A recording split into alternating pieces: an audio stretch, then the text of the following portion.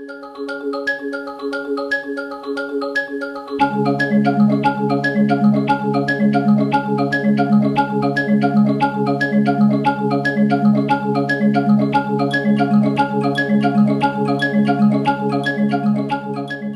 other reason why I think it's important is because examining the issues of freedom of assembly, freedom of speech, thought, human rights, and conflict in elections is always important, but it's particularly important right now in Africa's development, especially if we realize that there are going to be roughly 17 elections on the African continent from now until 2016.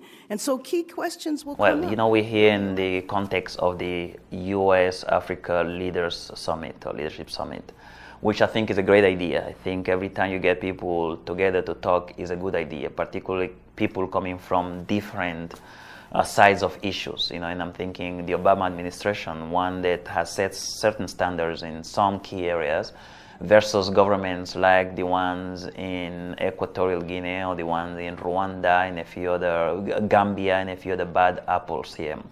I think it's a good thing to bring those people together. I think what was missing from that broader context has now been covered or has now been provided for by the National Endowment for Democracy, or yesterday the Open Society Foundation, finding a space or creating a space for civil society to raise and discuss and strategize about some key issues, right? Issues of human rights. The space for human rights defenders in Africa is shrinking, you know, and those are issues that Obama is likely not to touch on in his conversations with African presidents. Well, I think partly for me, one of the most important things was to see if we could see how we could influence and push the idea that civil society is as important as business and as government in the governance of society in Africa and other parts of the world. And for me, the idea again was to see how we could push, for example, the issues I work with, which is social justice, empowerment of ordinary people, bottom-up approaches onto the agenda and make that a relevant issue.